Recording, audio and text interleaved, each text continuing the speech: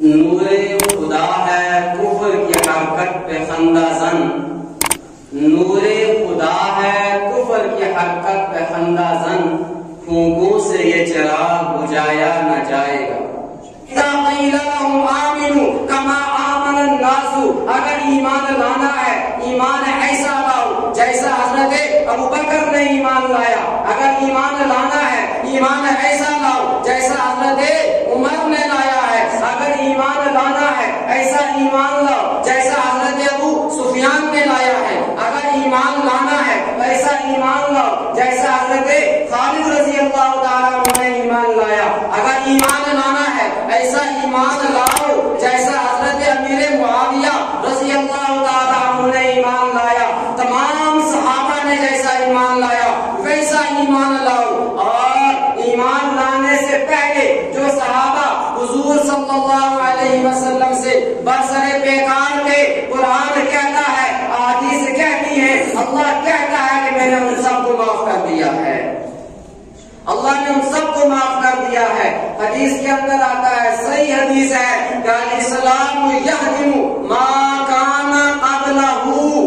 کہ اسلام لانے سے پہلے جو گناہ ہوئے، اسلام لانے سے پہلے جو حضور صلی اللہ علیہ وسلم کے ساتھ جنگیں ہوئی ہیں، تو ایمان لانے کی وجہ سے اللہ نے ان سب کا گناہ معاف کر دیا، اور قیامت تک آنے والے لوگوں کے لیے یہ پیغام جاری کر دیا کہ اگر ایمان لانا ہے تو صحابہ جیسا ایمان لاؤ، صحابہ جیسا ایمان نہیں ہوگا تو ایمان معتبر نہیں ہوگا۔ لہذا جو حضرات صحابہ کرام کے بارے میں زبان درازیاں کرتے ہیں وہ اپنی زبانوں کو لگام دیں، اللہ کہہ رہا ہے میں نے معاف کر دیا، اور ہم آج تک بخشنے کے لیے تیار ہی نہیں ہے۔ ہماری تقریروں کے اندر، ہمارے بیانات کے اندر، ہماری تحریروں کے اندر صحابہ کرام کے بارے میں ذرا سی بھی اگر کوئی اونچ نیچ ہو گئی تو ایمان کو خطرہ ہے۔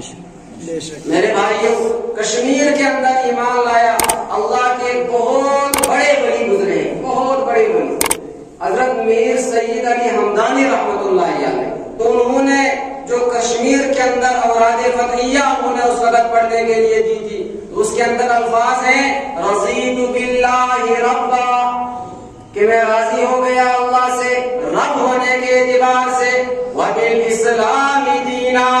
اور میں دین کے اعتبار سے مذہب اسلام سے راضی ہو گیا، رضیت باللہ ربا وبالاسلام دینا وبمحمد صلی اللہ علیہ وسلم نبیا ورسولا، اور حضرت محمد رسول اللہ صلی اللہ علیہ وسلم کو میں نے اپنا نبی مان لیا ہے، وبالصدیق وبالفاروق وبذی النورین وبالمرتضی ائمہ، اور میرے چاروں صحابہ، چار یاران حق کو میں نے تسلیم کر دیا ہے کہ وہ چاروں خلیفہ یہ ایمان کا جز ہے، اسلام کا جز ہے۔ تو میرے بھائیوں، ایمان اللہ تعالیٰ نے پہلی نعمت یہ فرمائی، بل اللہ یمن علیکم ان ہداکم للایمان، کہ ایک عظیم ترین نعمت وہ یہ ہے کہ اللہ نے تمہیں ایمان کی نعمت سے نوازا ہے۔ یہ ایمان بہت بڑی